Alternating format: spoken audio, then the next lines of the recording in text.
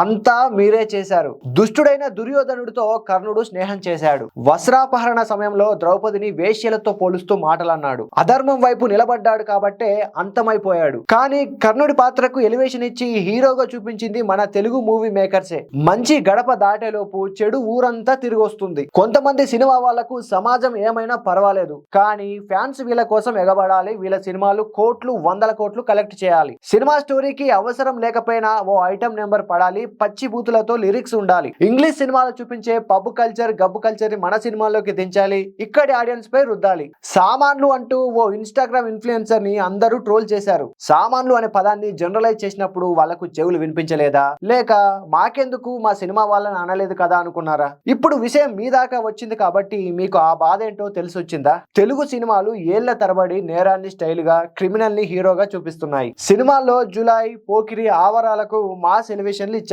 Booth మాట్లాడితే కామెడీగా, అమ్మాయిలను టీజ్ చేయడమే హీరోయిజం గా చూపించారు. నిజమే, హీరోయిన్స్ బట్టల సైజు తగ్గిపోయిందని ఎవరు వారిపై దాడులు చేయడం లేదు. అలా చేసేవారు వారి మెదడులో ఉన్న దుర్బుద్ధే కారణం. సినిమాల్లో మీరు వేసిన బూత్ ఎఫెక్ట్, మీరిచ్చిన వల్గర్ గ్లామర్, మీరు చూపించిన డర్టీ పిక్చర్ ప్రతి జనరేషన్ ని ఎఫెక్ట్ చేసింది. అలాంటి వక్రబుద్ధి ఉన్న వారినే పెంచి పోషిస్తోంది. సినిమా సాహిత్యం పేరుతో మీరు చేస్తున్న కల్చరల్ డెమాలిసియేషన్ ఈ జనరేషన్ యొక్క మోరల్ లెన్స్ నే చెడగొట్టింది.